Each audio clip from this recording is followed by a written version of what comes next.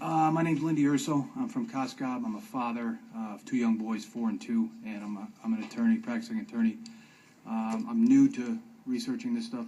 Obviously, my 4-year-old is about a year and a half away from dealing with any of this stuff.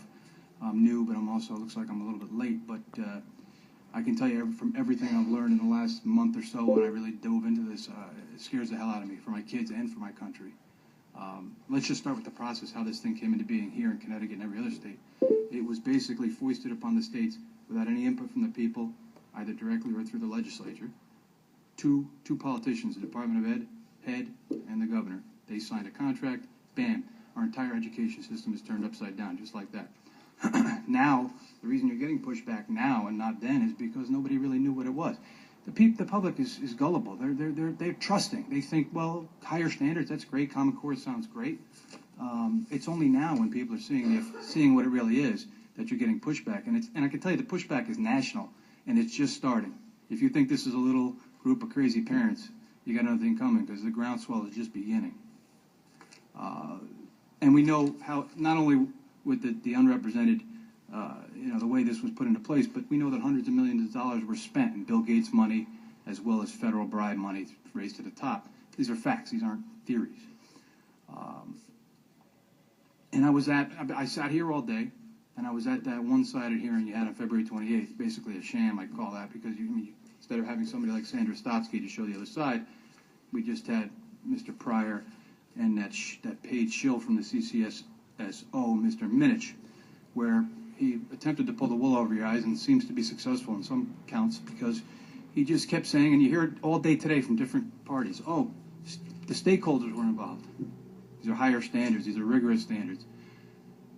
The stakeholders were never involved. They were never involved in the creation of Common Core. Mr. Pryor testified a couple times that all it was drafts were sent back and forth between the Department of Ed and the Common Core people, whoever they are. We don't even know who wrote these things. So no stakeholders were involved from Connecticut or anywhere else. We don't know who wrote it. Sandra Stotsky told you that. If nothing else, if you do nothing else this entire day, read Sandra Stotsky's written testimony. It's chilling. And she's an insider without an axe to grind other than her lifelong dedication to education, unlike Mr. Minich.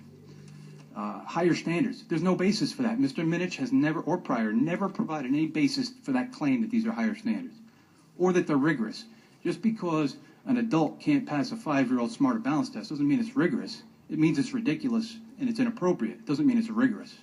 They've provided no basis. They keep saying these same words over and over again, and eventually they just become fact.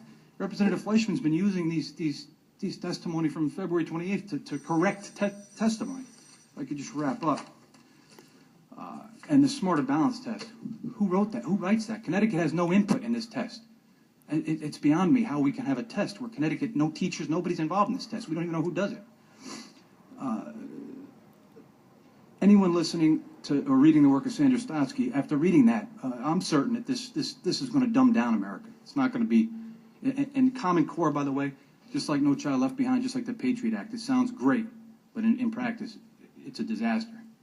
The movement to centrally control education started 30 years ago with the creation of the National Education Association, and in a mere 30 years with the unwitting or witless help of countless people like Mr. Pryor and these other self-interested, upwardly mobile administrators, they managed to pull this off to this stage.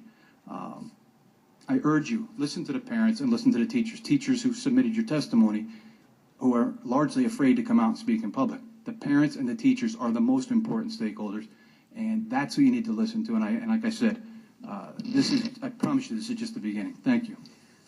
Thank you. I too am from Greenwich, so it's nice to have another Greenwichite here. Anybody, someone from Greenwich? Before West Hartford was the center of the universe, Greenwich was.